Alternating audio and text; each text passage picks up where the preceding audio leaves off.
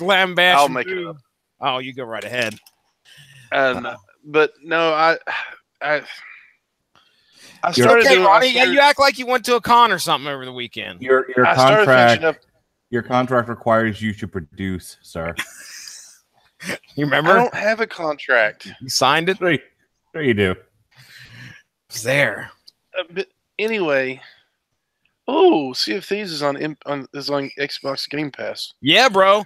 I haven't downloaded it yet, but I almost did. Will that help you get your show up faster? Mark has come here not to play.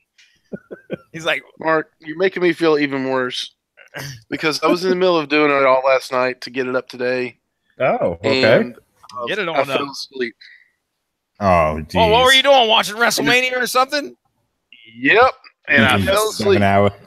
Fucking 7 hours of WrestleMania. Well, you guys had to have been asleep when I was messaging you. Did you stay up and watch the whole thing, Mark? I dozed off during the Roman Reigns Brock Lesnar match. I woke up as he was. Oh goodness! I didn't make it to AJ. I woke up as he was winning. Ronnie didn't make it to AJ. I didn't make it to AJ and Nakamura, man. Wow. I was out. I was getting agitated is what I was doing. It was 11 o'clock. I already told you guys the dude started 20 minutes late. And I'm sitting there, I'm like, I've got to drive a half hour to get home. This WrestleMania is not the greatest WrestleMania I've seen in a long time. And well, not only that, I've got to get up at 6:15 to get my daughter on the bus and then go to work myself.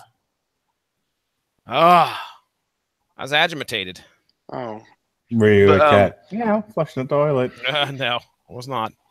But last night, I was real like last year's WrestleMania was so much better in my opinion. Parts of it, like it was when the Hardys came back and all that. I was really into it. But I tell you what, I completely marked out during the Charlotte and Asuka match. Yeah, it was a good match. That was a great match. I didn't think that was bad. I flipped my crap over Ronda Rousey and how well she did. She did. This is all things we could be discussing tomorrow on. Wait. Tuesday night TV party tonight, WrestleMania. That's the one. I can talk. I can talk it then too. I can talk twice. I can talk your ear off on wrestling. Twice. But Rousey, man, she impressed me. It was how well she did. I thought she was going to completely blow it. How fucking Memphis was that match booked? Do what now? Over the place. I said, how Memphis was that match booked? Oh my gosh, it was so good. Like that was all Memphis. Did you all? Okay, so like I was afraid Ronda would get way too into it, and when she was punching and actually like deck Stephanie, I wasn't so much worried about Triple H, but she was letting them fly on him. Because usually, like from what I've read on people say, that he encourages people to, he encouraged Mick Foley to give it his all. Yeah, and I thought she was going to knock him out. Well, I think they want to make it look good, and and that's the whole like concept behind like strong style, or whatever. Is it looks good because it's you're really hitting people. Then, and then when Triple H grabbed her and yanked her out of the ring, man, I thought he was like, giving a receipt, but it just I don't know. But it looked so good. I thought she did so well, and the whole thing. It looked like she took a nasty bump. Yeah, but man, and then there was eye makeup everywhere on both of them, on her and Stephanie, and all the and on Paige. Oh, sorry, that was a commercial. Sorry, my bad. Oh, and then Rousey had a couple of strawberries on her elbow and her knee and everything. And I was like, man, they really got into it. And Kurt Angle looked fantastic. It was a good match all around for me. So old. Well, he's in his mid to late 40s. We were a little bit concerned how he was getting around the ring. Rather with Kurt. My favorite part of that match though was being a longtime wrestling fan and just remembering the SummerSlam where Kurt Angle and Triple H fell through the table, and Kurt Angle like unconscious. They just like totally fucked that spot up because the table collapsed. Like it wasn't really their fault, but the goddamn table collapses. They fucking fall. They fall. Yeah, and it's just so great, and it's like you really could feel like that there was still in character that animosity between Kurt and Triple H. Yeah. And I defy anyone to say that Taker didn't look good last night. I didn't watch. I had gotten an alert that there was a Dragon Ball Z porn, and I watched that instead of the Undertaker. Save that joke for tomorrow, please. What? I don't understand this, but if you're being for real on that, I'm not being for real with that. I'm sorry. Zero interest in the Undertaker. Zero interest in the Undertaker versus John Cena. He's been one like the two of my favorite wrestlers of all time are Undertaker and Mankind, or Mick Foley. So I was just happy. I was concerned with how Taker was going to look and how he was going to, how everything was going to play out. Let me tell you something. And he looked good, man. As soon as it wasn't Samoa Joe, I didn't care anymore. Samoa Joe didn't even wrestle last night. Right. He's injured. He should have came out and killed John Cena. Burr, burr, burr. B. Dee. All right, 15 minutes have passed. Let's get this on the road. We can get out of here. I've got to catch up on my sleep. Are we live? We've been live for the last 10 minutes. So why didn't you warn? Dragon Ball Z porn. It's called Dragon Boob Z. You got an alert on your phone. I'm curious as to what app is sending you. I'm not. I don't care. I'd rather not know. Oh goodness. Beat Beetle. I wanted to, on a different note. I got my own office at work today. Hey, congratulations! For you, not doing the work like in a corner. While you were in your own office, were you putting up your own show? Mark, sharpening up that shoe, are you? When you kick the balls, you don't even know. I got a pair of boots waiting for you. Let me tell you. I mean, steel-toed. I had the auction Friday. Caleb had basketball Saturday, and I was an editing fiend over the weekend. Finally got everything ready to rock and roll, and I even went to when I left yesterday. I still hadn't had a chance to upload the stuff from our Metal Hammer of Doom extras.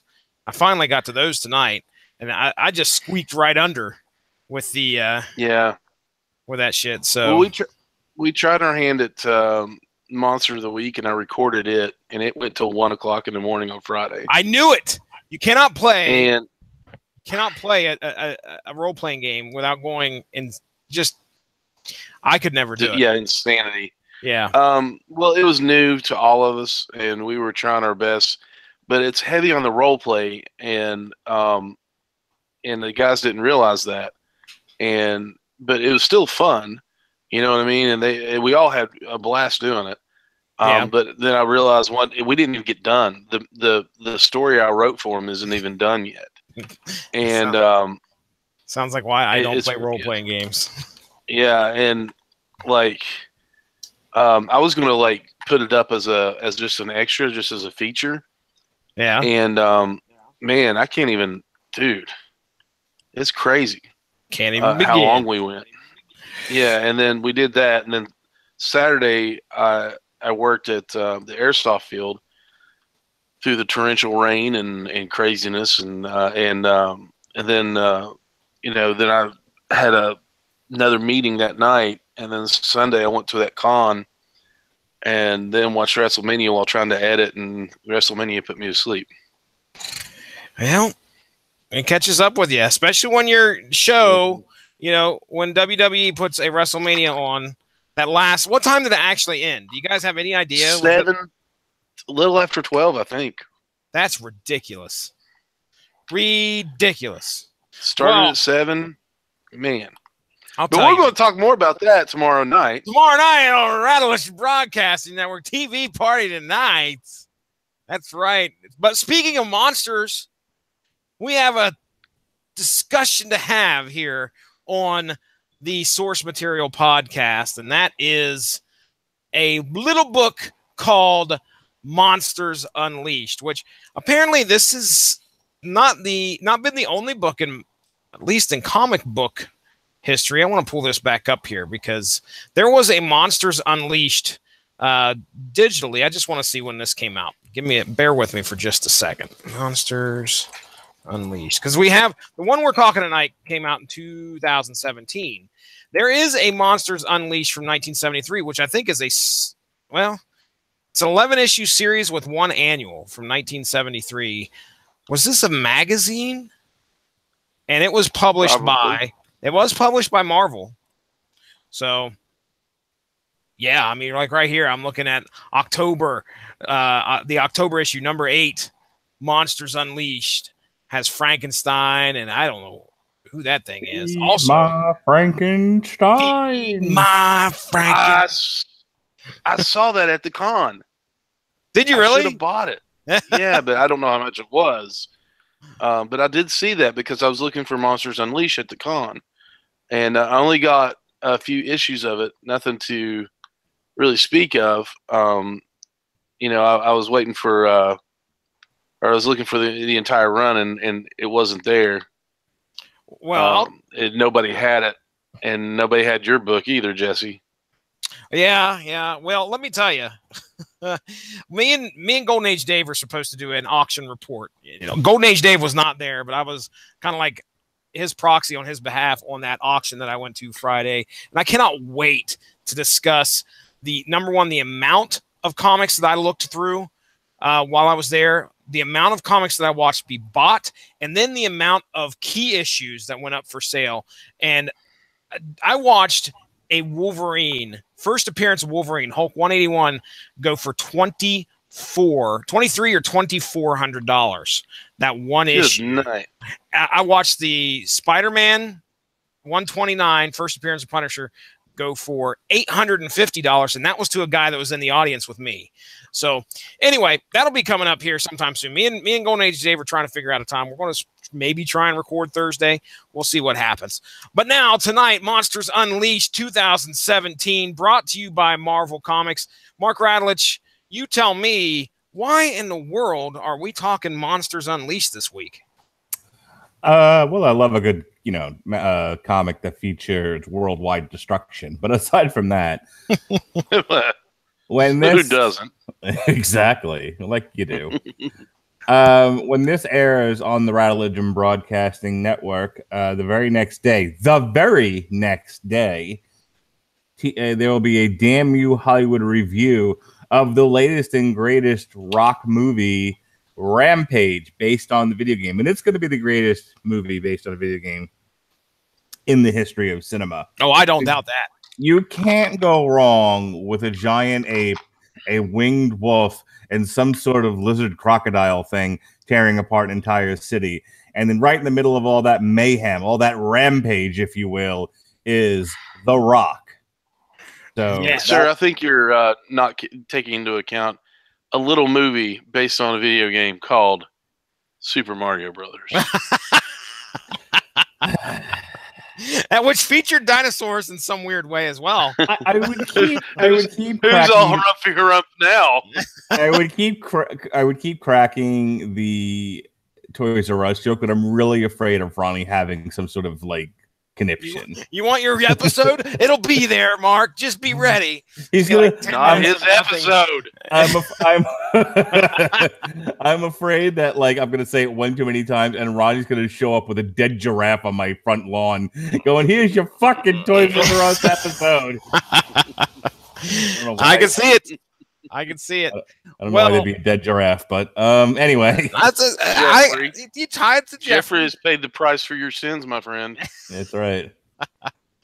So, man, I'm hoping that week, maybe that'll be the week that I can actually use my Movie Pass, like every day for a week. Go hit Black Panther, go hit Pacific Rim, go hit Ready Player One, and then Rampage.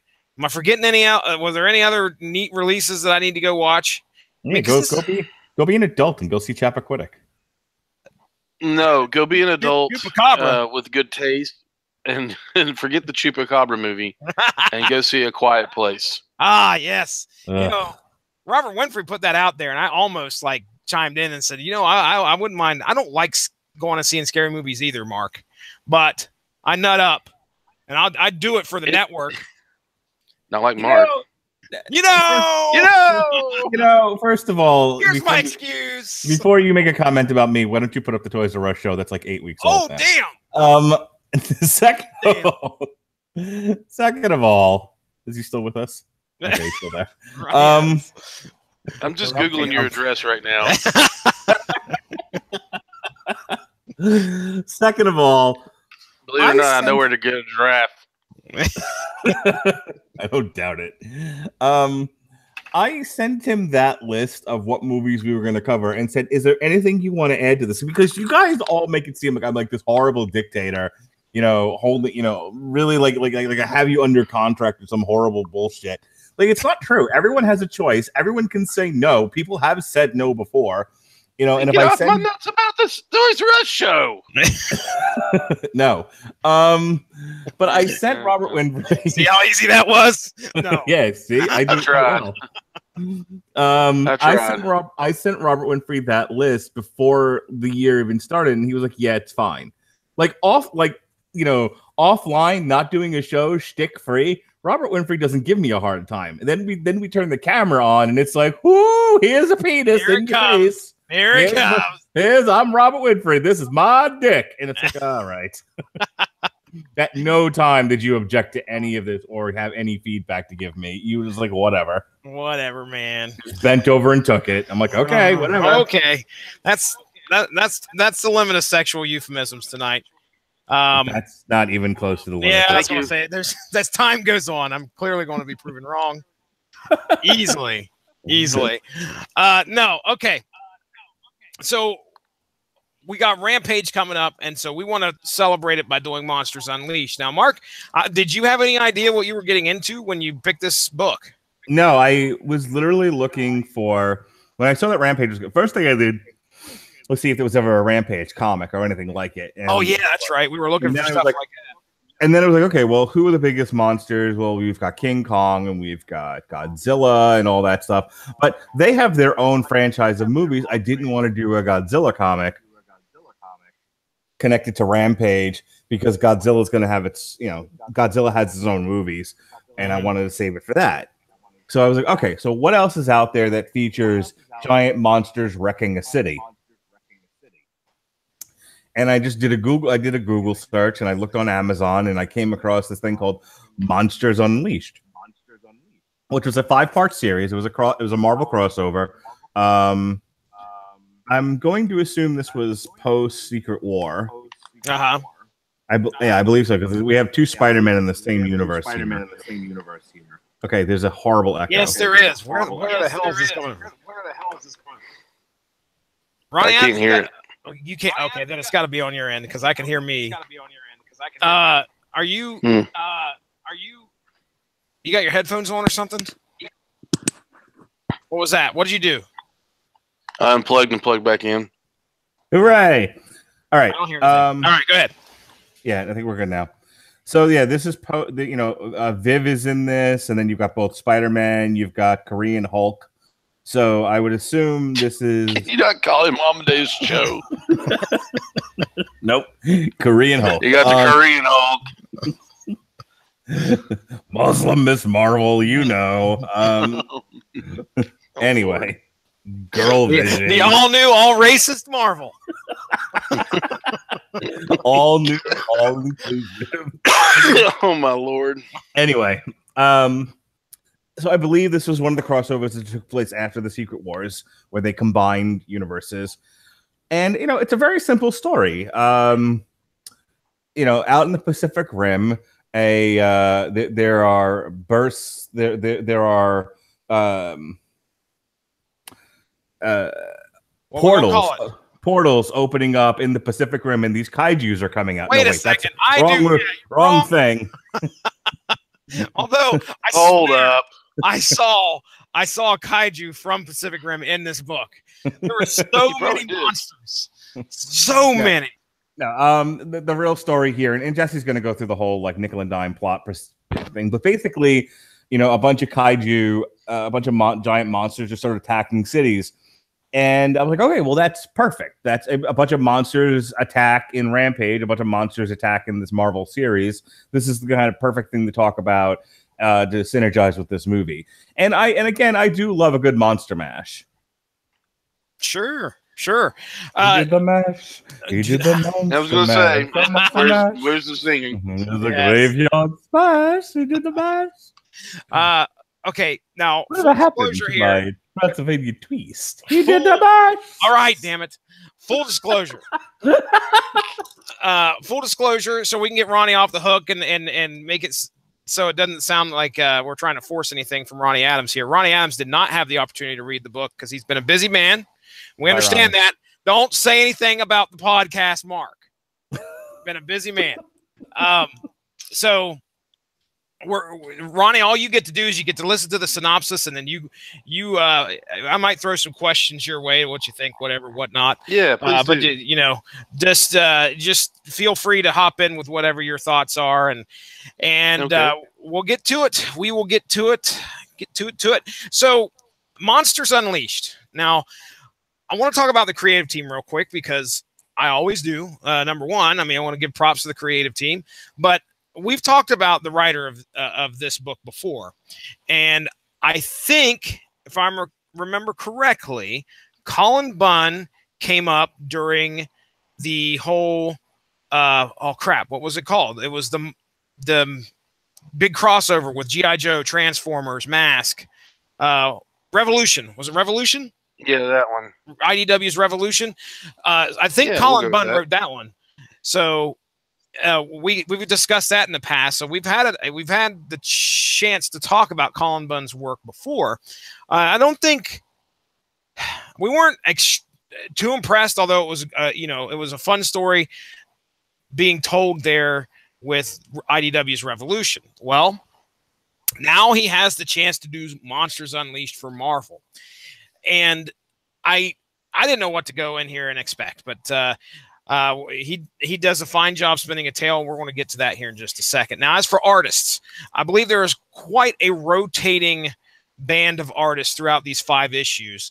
I know I saw Adam Kubert listed as one, Salvador Larroca, which is one of the hotter artists today, I believe. There's a few others that are on here that contributed to this story. I didn't have any problem with the art, so just put that right up front. There wasn't really much out there that kind of turned me off to it. It's Big 2 Marvel art, and it did a fine job. I like seeing any of the Kubert boys on anything, so I was pleased to see that. All right, let's go ahead and get into the story here. Now I'm going to open up this synopsis with actually just kind of reading the preamble or the stuff right at the beginning of issue 2. And it says, Monsters Unleashed. When giant monsters known as Leviathans start raining from the sky and wreaking havoc all over the world, it is up to the heroes of Earth to stop them. But even working together, the Avengers, Champions, X-Men, Guardians of the Galaxy, and Inhumans might be up against a threat too large to tackle. Wave after wave of Leviathans. And I mean, it's like nonstop. You think it's just one monster? No. I mean, it's literally... It's got to be at least 100 monsters, if not more, raining down upon the earth that the heroes got to try and beat. Wave after wave of Leviathans attack, intent on raising the world, and it seems only a miracle can save Earth now. Meanwhile, Elsa Bloodstone tracks down a prophecy about the apocalypse, an apocalypse that involves giant monsters and a king to rule them. And in Missouri, a young boy named Kai Quaid, we'll go with that. Kai Quaid, I know I'm butchering that. Kai Quaid has a mysterious connection to these epic events. All right. So the assault continues throughout the issues until until a set of new monsters, one from Marvel Universe past, such as Fin Fang Foom, Goom, Googum, the creature from the Black Bog, my personal favorite monster name of all time right now, which I never knew existed, Timbu Ba, and others appear, and to our heroes' amazement, actually help them out in the battle against the Leviathans. Meanwhile, Elsa Bloodstone tracks down a mysterious key to the prophecy that she is investigating, and it happens to be Kai Quaid himself. Near the end of assisting the Avengers, the Marvel monsters then mysteriously vanish into thin air.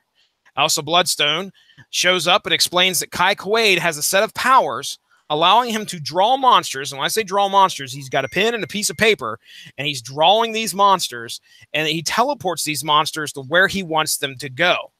And he's been using these powers to move the Marvel monsters to wherever they are needed. We find that Kai was exposed to the Terrigen Mists. There's your Inhuman link here. The Terrigen Mists, and emerged from a cocoon physically the same, but with these strange powers. With the Inhumans, Medusa, and Karnak on the scene, they explain that Kai's powers are one that has occurred in Inhuman history before. There was once a warrior who faced a similar set of circumstances in a never-ending tide of monsters, but possessed the same powers as Kai, and she used them to battle the Leviathans and their matriarch, the Leviathan Mother. And now it seems that history is repeating itself with Earth in its crosshairs. The Leviathan attacks continue, and under the protection of some heroes while others do battle, Kai continues to draw as fast as he can, but the numbers are becoming an issue. Newly christened by Miles Morales as the Kaiju Kid, Kai soon has to find some courage as the Leviathan Mother has finally arrived on Earth. As our Marvel monsters continue to help our heroes, Fin Fang Foom attempts to defeat the Leviathan Mother, but is easily outmatched. It isn't until Kai is prompted by Moon Girl. It's Moon Girl and Devil Dinosaur. Devil Dinosaur. They make their appearance here. It isn't until Kai is prompted by Moon Girl to draw some monsters of his own making. Using his own creations to battle the Leviathan Mother, he is almost defeated when separately each of his monsters are bested. Kai realizes he is going to need to do something more to defeat this threat. And remembering one of his father's many parables that he grew kind of tired of, one of the things that he remembers his father saying was that 5 fingers can make a fist, or 4 fingers. If you listen to our Metal Hammer of Doom Extra, we got the 4-finger death punch. 5 fingers. Wait. What? It came up. Mark Radulich woefully misquoted the name of the 5-finger death punch band as 4-finger death punch. Quickly corrected himself. So anyway, it's a reference. 5 fingers can make a 5 fingers. Hey, your pig is filthy. No, nowhere a deepest cut as that, sir. None whatsoever. So his father has said in the past, 5 fingers can make a fist. So Kai frantically grabs his pad and draws a new monster, combining all of his creations into one Megazord, finally defeating the Leviathan Mother. At the end of the story, Kai returns all of the summoned Marvel monsters to where they belong. The Inhumans help Kid Kaiju, his family, and his new monsters, who are still around, relocate to the lost island of Mu, M-U, which I want to look this up right now. The lost island of Mu. It's a bunch of cows. Overrun by bovine. Alien killer cows. Moo. I want to see if this is Monster Island. Because worst island ever. There was a Monster Island that the X-Men have visited before. Let's just look this up real quick. You talking about Krakoa? Oh yeah, that's what I'm thinking of. Are you thinking of Krakow? That's Poland. Krakow? Yeah. Put your crack out. The Kingdom of Mu was located on an island in the Pacific Ocean somewhere near modern-day Hawaii. At one point, the movie and Navy attacked the Empire of Atlantis, but an attack on Lemurria. Okay, there's nothing here that says... It's going to be a thing now, isn't it? The first appearance was Namora #1 in August of 1948. But this is the thing that I'm just going to randomly start mooing. Yes, that is the only good that's come of this. I've got no answers as to what moo is. Moo. Okay, so there we go. That was moo. The island of Moo. Moo. Moo. Kai is safe and sound. His family's safe and sound. So, all right. Well, let's go ahead and we'll start. Mark, I mean, what do you think, dude? This story, you said, I know what you told us. Why don't you tell the listeners what you told us there on the messenger? I want to direct this movie. This needs to be like the next, phase of movies that lead to this as like the big Avengers team up movie. I mean, whatever phase 4 or phase 5 end up being, can we please build towards this? This is fantastic. This continues to get bigger and bigger. I love my favorite part about this entire story is that you have all these titans of, these new gods of the universe, all of these superpowered beings, and no matter what they do, no matter how hard they try, no matter how many of them there are, they are still not enough to take down the army of leviathans that are romping and stomping all over the earth. And it comes down to one kid who didn't ask for powers, one kid who didn't want the powers, barely knew he had the powers, and he has to, push himself with the help of Moon Girl, to find the hero within and draw. I love the fact that what saved the day wasn't pure muscle, but his creativity. Mm-hmm. His brain, his mind. These pictures that came from somewhere deep in his soul are what he used to create a powerful enough being to stop an alien monster from nesting on the planet, raising it, and raising a bunch of her babies, like you do. So, I was going to say this was such wanton destruction. I mean, buildings are being destroyed left and right throughout this whole thing in major cities. It's not just located in New York City. New York City? No, it's all over the world, dude. I went pace salsa. I did. No, it was all over the world. I mean, there was Paris. It was just complete. Yeah, there was no corner of the earth left untouched by these things. And again, you had all the smartest beings in the universe, the most powerful. You have a Korean Hulk. You have everything. And what? He is Korean. Shut up. He ain't just Hulk. He's Korean Hulk. Okay. Yeah. We have to differentiate between him and Bullet Hole in the Head Hulk. Oh, okay. All right. App descriptor. The one that was murdered in cold blood by Hawkeye. Oh, we've had this discussion. Don't bite, Ronnie Adams. I'm trying.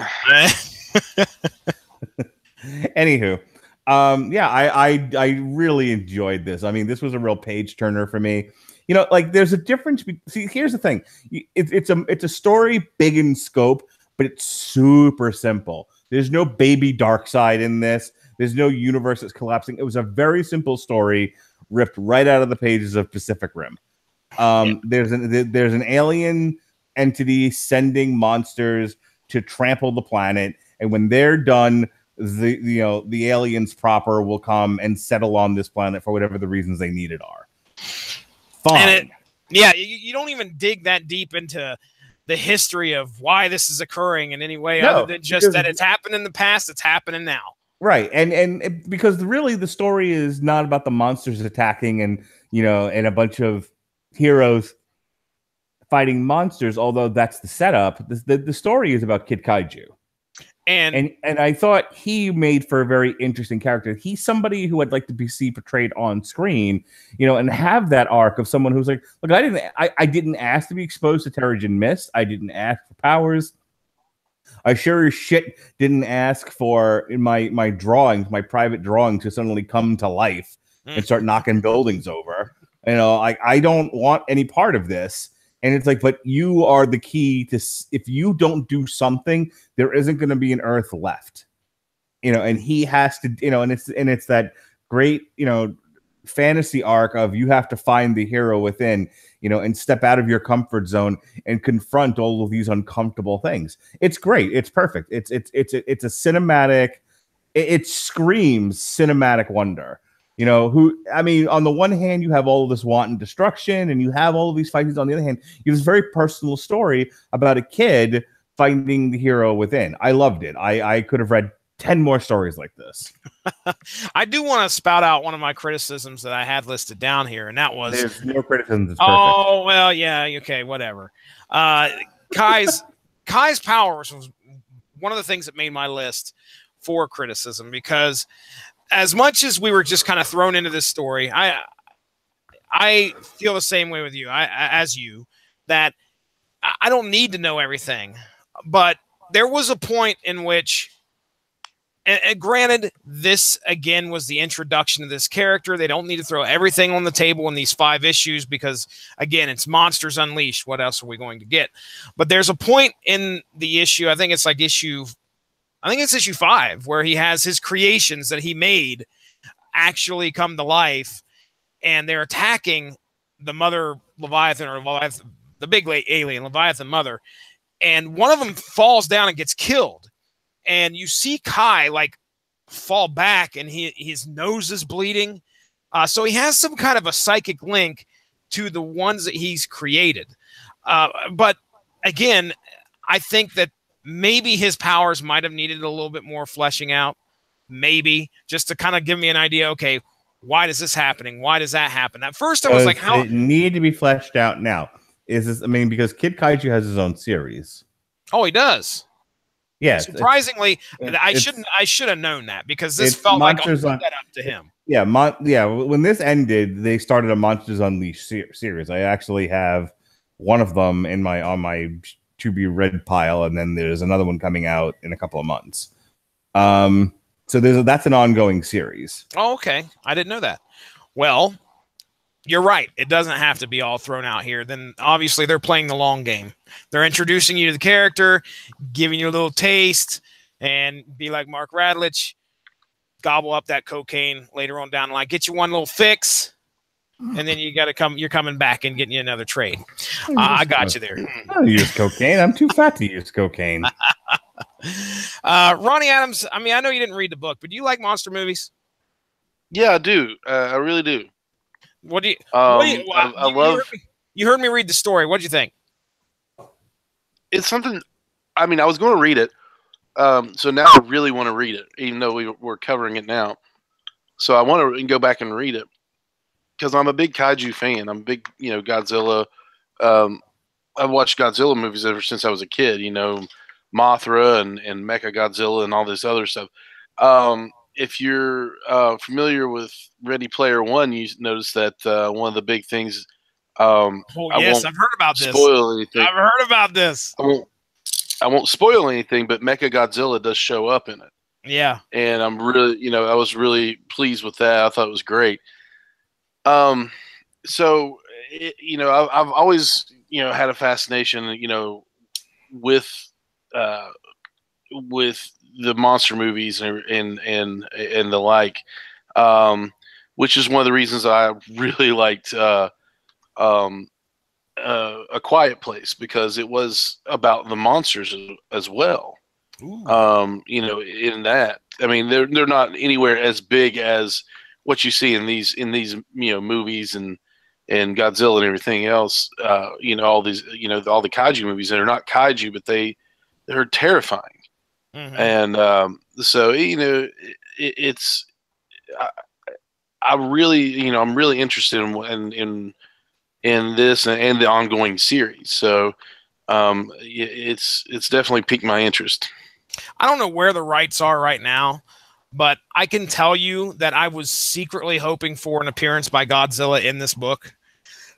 And the only reason I was secretly hoping for that is Marvel did own the right. I don't say own the rights, but they did license, I would assume. I have no idea what I'm saying. I just know they had some Godzilla comics. I don't know if it was a licensing thing. Cool. they don't obviously own the property, but I do know they had in 1977. I'm looking at it right now. In 1977, Marvel did publish Godzilla comics, and I can tell you they that they had to have had a licensing deal. Okay, that sounds good. Outright owned the Godzilla property. Yes, that's where I was going, and I can tell you that. Okay. It's a strange way of getting there. Took a long way around, but okay. There are appearances by Marvel superheroes in the Godzilla comic. So I was kind of like, oh man, that would be so cool. But of course, I don't know where or what Godzilla, if they even want to pay the money to do anything like that. Obviously they didn't, but Marvel at one time did published Godzilla King of the Monsters. So I was a fan of this. I'll tell you right now, Mark, you said it was a very cinematic book or something that you just love to put on screen. It would be just incredibly expensive to put into movie form, I think. Marvel right now is making billion-dollar pictures left and right. You give this thing a budget of like, let's go on the high end. Let's give it a $4 billion. Let's give it a budget of $300 million between cast and effects. Okay. This movie, it's every superhero in the Marvel universe and a bunch of monsters. That's a $1 billion idea by itself. Well, if Rampage does well, Marvel might smell something along the lines of like, there's promise here. There's promise. There's no way Rampage doesn't do well. That's the truth. If Rampage does well, Marvel might smell what The Rock is cooking. Oh, but Mark Radulich, I'll ask you this. Juice popping in 3D. Sorry, go ahead. What? Yes, please explain the reference. That was a reference to the Holocaust cooking show, as I've mentioned before. Another one? I really don't like these references. Go ahead, Jesse. Ask your question, please. So, does the Man of Steel body count issue come up here with you at all? No, who cares? That's what I thought. I mean, that's the thing. They all those lost souls in Metropolis care. I love how at the end of this they're like, "Oh boy, body counts in the house. Body counts in the house. Body counts in the house." What I meant to say was damage control. Damage control's in the house. Damage control. Now I want a team. Now I want there to be a team in Marvel called Body Count. Like they're not there to be. Hell, you never know. They're not there to fix the buildings. They're there to collect the body and count them meticulously. We have.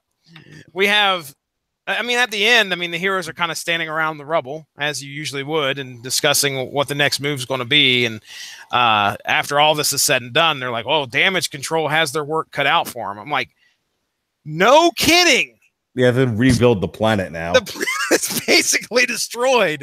And you haven't seen Pacific Rim Uprising, but they kind of deal with that sort of thing where these kaijus ran rampant for so long that a lot of the Earth just got flattened, and now they have to rebuild. But the tides recede; we can rebuild. Oh, all right. So I enjoyed it. Mark Radulich enjoyed it. Ronnie wants to read it. Can I talk about the one thing that, other than Kid Kaiju, who I loved in this thing? It was obviously the star of this book. My other favorite character, this is Fin Fang Foom. Oh yes, he is hilarious. We need Andy Serkis as Fin Fang Foom. Here's the thing. Listen, I need to ask you a question. Go. Where did Fin Fang Foom come from? He's an Iron Man villain, and then they've used him in the Hulk. He's an Iron Man villain? Yeah. Okay. I just couldn't remember where he came from, whose villain he was. Well, here we go. I'm on the wiki right now because I'm on the wiki. No, you are not on the wiki. I'm on the wiki. No, you sons of bitches. I'm on the wiki. First appearance was Strange Tales, 89, 1961. Created by Stan Lee and Jack Kirby. That's notable aliases. He whose limbs shatter mountains and whose back scrapes the sun. Okay, sure. Yeah, that's a little long.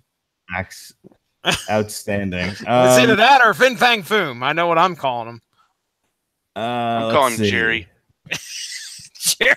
The character first appeared in the standalone story of Fin Fang Foom in Strange Tales and reappeared in Astonishing Tales 23 and 24. He was impersonated by the Midgard Serpent in Thor 379 in 1987. His first story was reprinted in Fantasy Masterpieces #2 in 1966. Where Monsters Dwell, #21, May 1973. Marvel Monster Works in 1990. Foom eventually appeared in Marvel continuity in Legion of Night 1 and 2 in 1991. They made multiple appearances in Iron Man, and then they just list a bunch of Iron Man comics. And then Iron Man Volume 3, 15 through 18 and 99. An alternate version appears in Mutant X Annual 2001. I own most of that series. I haven't read it. Foom briefly appeared in the intercompany crossover Justice League Avengers #1. The villain Nightmare changed a creature called the Mindless One into a copy of Foom to Battle the Hulk in Hulk Volume 3, #79, and that was 2005. The character's origins and early days are developed in Marvel Monsters on the Prowl, December of 2005, and Fin Fang 4, December 2005. Foom also appeared in Next Wave, Marvel Holiday Special 2006, Howard the Duck. That's where I remember Fin Fang from. Iron Man. Howard Next Wave. Next Wave. What is that? Yeah. That's that group of C-listers that they put together as a superhero team to kind of mock S.H.I.E.L.D. Okay. Iron Man Las Vegas, and then in the limited series Age of Sentry, one-shot titles like Monster Size Hulk #1, Dark Rain Files #1, featured in another monster one-shot, Fin Fang 4 Return, July 2009, as well as another version in Hulk Broken Worlds #2. All right. Now, you missed the inspiration, how Stan Lee got the inspiration for this, okay? Eating Chinese food? Close. Writer-editor Stan Lee's inspiration for the character's name was the title of the 1934 movie version of the long-running British stage musical, Choo Chin Chow. Nice. See, you give me shit, Ronnie Adams. Yeah, I got nothing for that. I apologize, Mark. Thank you, sir. Apologies. Choo Chin Chow. Choo Chin Chow. Ching Ching Chow. Yeah, absolutely nothing on that one. 20 dislikes. I'm reading from the wiki. Damn. Okay. Yeah, I was going to kind of echo what Ronnie said there. I don't know much about Fin Fang Foom. I've known he was a character for quite a while. I didn't know he was an Iron Man villain. I thought he was a Fantastic Four villain for some reason. But, well, he's a villain nonetheless, and he would usually show up and give the heroes a hard time. But, yeah, it was fun. He had a bit of an ego in this book, and it was fun to read his Colin Bunn's take on him. So, there were Marvels. I guarantee you, if you were a Marvel monster fan and you followed those Marvel books that Mark kind of listed off there, Where Monsters Dwell, you probably recognized a lot of what Kid Kaiju Kid Kaiju was bringing into this fight. So there's probably all sorts of little Easter eggs. Me and you guys never had a chance to pick up on, but regardless, it was still a fun story. It's actually a decent story. I think it's told well. It's probably the best Colin Bunn story that we've read so far on the Source Material podcast. So I swear we've done something else that he did as well, but I'd have to go back in there. We're over 150 episodes. I can't even remember a lot of the writers that we've talked about. But all right, so I don't really have much else. I mean, Mark, did you have any criticisms about the book? I know I said bring a criticism if you have one. Did you have any criticism? No, I really, really enjoyed this. I mean, I'm not going to make up a criticism if I don't have one. I love the fact that it starts with all of these different teams just being overwhelmed and them not knowing what to do. The other thing I wanted to talk about, the thing that I thought was great, was, okay, so now this kid's discovered. They know he has powers. Now everyone's fighting over what to do about him. Like, oh, he's got to be trained. He's fucking 11 or whatever, or like however old he is. He's old enough to be a tag team champion in the WWE. I don't want to talk about it. Tomorrow on TV Party Tonight, listen to us rail about some Make-A-Wish kid becoming the. Yeah, I missed that one. I may have to be drunk during that podcast. Ronnie, you haven't seen the rest of the show? I don't want to spoil anything. Missed that. You. All right. Welcome to TV Party Tonight. Yep. Anyway. Fuck you, Vince McMahon. All right. Anyway, that's tomorrow. Let's talk about today. Today, I like the idea that in this world where a lot of the heroes are like codified and put on separate teams, and it's really political how you handle them. Like as soon as he gets discovered, that they haven't even dealt with the threat yet, and they're fighting over how to deal with him. Mm-hmm. You know, and then the mom's just like, he's just a kid. Like the mom and dad are trying to make sense of his powers and everything else. And the kid is not wazooey about like running into battle to fight monsters. I mean, and that totally made sense to me. This felt very real. Like if one of your kids suddenly woke up with powers, and they dealt with the same thing with Black Lightning, where the one daughter, when she discovered she had powers, was like went out and bought herself an outfit and made herself into a superhero. She was all about it. When the younger kid, I don't know how much you guys are keeping up on Black Lightning, but when the younger kid found out she had powers too, she was like, I just wanted to go to prom, get a job, have babies. I didn't want this. I don't want to be a superhero. I don't want to save the world. I don't, I'm like, that's a very real response. That's something that I respect about the writers in both Monsters Unleashed and Black Lightning and whatever they deal with this is not everyone who is quote unquote blessed with a super ability wants to do it. Christ, not for nothing, but in real life, people who are blessed with outstanding ability not always want to live that life. Mm-hmm. I mean, I see. Yeah. I chose not to be a supermodel. I understand. But I see big, tall people, and like they don't necessarily gravitate towards basketball or any kind of other athletics. They went and got regular jobs for whatever the reasons are. There were just some people who, I mean, I look at like Kurt Cobain. Kurt Cobain was obviously in Nirvana, and he was murdered by his wife. Not a popular opinion, but we'll let you continue. It's the right one. It's not an opinion; it's a fact. All right. But I remember, towards the end. Look at you. Towards the end of his life, I remember reading things that he the suicide letter was allegedly was actually a goodbye letter to the music industry. He just he'd had a taste of it. He'd had a taste of success, and he realized this wasn't the life for him. He wanted to do something else. I mean, and if that's true, that's just an example of how some people are. So I like the fact that they brought that element into this story of this kid, he had to do what he had to do in order to save the earth, but he wasn't necessarily excited about it, and it was a scary thing. So I liked all of that. Did you get the sense that his parents knew that he had powers, and because they moved like 3 times every time a monster would show up? Well, they said they said in the first time they didn't realize what was happening, and they just moved. The second time they realized it was a pattern. Yeah. So they were suspicious of something. That's sorry, I just got sidetracked by a comment here at the bottom of I'm looking at the bottom of Read Comic Online. This guy just put a comment on here, says, dude, don't joke about women nipples. 2 of them ate my whole family. All right. So there's that. Nipples ate their family? Dude, don't joke about women nipples. 2 of them ate my whole family. Women nipples ate his family. That's apparently what this guy said. I got nothing. I don't know what's going on here. All right. I don't like people anymore. I don't blame you, sir. Do not blame you at all.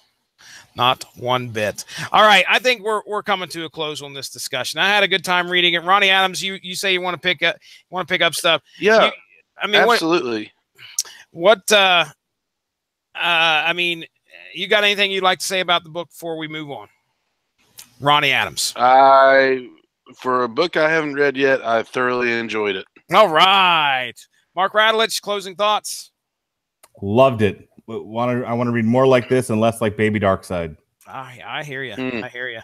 Well, you'll have to let us know if we plan on covering you said you had the next trade ready, right? Yes, I do. Well, you let me know if it's any good and if it's something, or if we're going to wait and do that for Rampage 2, Electric Boogaloo. Nice. That would be that'd be fun. But that was a good cut, my friend. One used quite often by me. Ladies and gentlemen, this has been our coverage of Monsters Unleashed. I enjoyed the book as well. So I really not much else I could say about it. Not much else other than just go check it out. It's a fun read. I briefly gave the synopsis, so there's a lot more in there, a lot more meat to the story. We didn't spoil everything, so check it out. Let's go ahead, I guess, and we'll get into plugs. I knew it was going to be a short one tonight because it was just a simple, fun story and a good discussion. So, Mark Radulich, let's start with you, my man. Let's get some plugs going and what we got to look forward to here on the Radulich and Broadcasting Network. Right now on the Radulich and Broadcasting Network, you can check out our discussion of Ringside Volume 1 as we took a look at all things wrestling this week. It's 2 shows, really, just 2 shows. But source material covered Ringside Volume 1, which is issues 1 through 5 of that series. And then, as I said, we've got a TV party tonight. TV party tonight for WrestleMania 34, all 27 hours of it. So we'll talk about the Hall of Fame, we'll talk about NXT, and we'll talk about WrestleMania itself. And then Wednesday on the Metal Hammer of Doom, we will look at Camelot, The Shadow Theory. That's all I got. All right, very good. Ronnie Adams of the Screaming Boy Podcast. I can mute Mark while you go through these because I have a feeling that Toys R Us won't help. Won't help. Go for it, man. What we got coming up? Well, if you listen to Mark Radulich, I don't do jack. You know, I don't have a life or anything. No, it's something I put off and I shouldn't. But very soon I'm going to have a couple of episodes coming out. One of them being the infamous Toys R Us episode, where we discuss the rise and fall of the mighty toy mogul monster. I like it. Yeah, Sure. I know it's a word. Toy store, but of the toy store, Toys R Us, and how it was once part of our childhood, and now it is a part of our distant past. Not distant, but yeah, whatever. I'm tired. But no, to Rise and Fall of Toys R Us. It's it's a fun show. Mark is on it. Totally 80s Pat, of course. Jesse is there. We got some stuff coming up. I just went to a con on Sunday. Yesterday, as you're listening to this, I mean, if you're listening to this live, I should say, is a 1-day con. It was a lot of fun. No pictures this time. There was no cosplay to speak of that I remember or anything like that. It was mostly just vendors, and it was one of those kind of just simple go in, buy, and just have fun. I got a lot of cool, a lot of 50-cent comic books this time around. Did find a certain pop vinyl I was looking for at a really good price, believe it or not. And, actually, Jesse, you might be interested in this. I got a 30th anniversary Jetfire Transformers figure. Nice. Nice. Yeah, it's pretty dope. I enjoy it. And then I call him my friend. He may view it differently, but I've seen him at several cons. He is one of the co-creators of the Stuff of Legend, a wonderful artist in his own right. And like I said, I've seen him at several cons. And he was there. Brian Why can't I remember his name? Last name. Jeez, it is getting late. Oh man, WrestleMania done took its toll. Brian Smith. My Lord. Yeah, now that was a tough last name to remember. Yeah, right. So the next one coming up is going to be in July. It's going to be this Raleigh SuperCon. So you'll expect lots of pictures from that. So we got some stuff going on the Screaming Boy side, and some more shows that I'm working on getting booked and to discuss certain things. And we'll definitely have those episodes out within the next couple of days. So we're gonna we're getting it done, no matter what Mark Radulich says. I apologize if you hear the buzzer in the background. The dryer's on. Well, not anymore. Yay! Yay! All right. So, is that it? I think so. Is Mark leave? No, I'm here. Hey, Mark Radulich is being. You asked me to be good, so I was good. I didn't ask you nothing. All right. By the time you get the show up, Toys R Us will have reopened under a new name. How about that? That hurt. I am a person with feelings, Mark. We are here to lament the loss of Toys R Us. Oh, look, it's reopened as KB Toys. Okay, ladies and gentlemen, thank you very much for joining us tonight. My name is Jesse Starcher. Go give the Radulich in Broadcasting Network Facebook page a like to stay up on top of all the great podcasts that we have to offer. My show here, Source Material, is up over 150 episodes. We're pretty much like a book club for comics. So if you want to go listen to any previous episodes, feel free to do so. There's probably some content in there you'd like to check out. A book or something that we've discussed in the past. You know, I would highly suggest getting the book first, reading it, and coming back and listening to us talk about it. That's the fun of this show, is getting to talk about what happens in the book after we read it. So I think that's going to be about it. So for Ronnie Adams, for Mark Radulich, my name is Jesse Starcher. Thank you very much for joining us this evening on our coverage of Monsters Unleashed. Ladies and gentlemen, have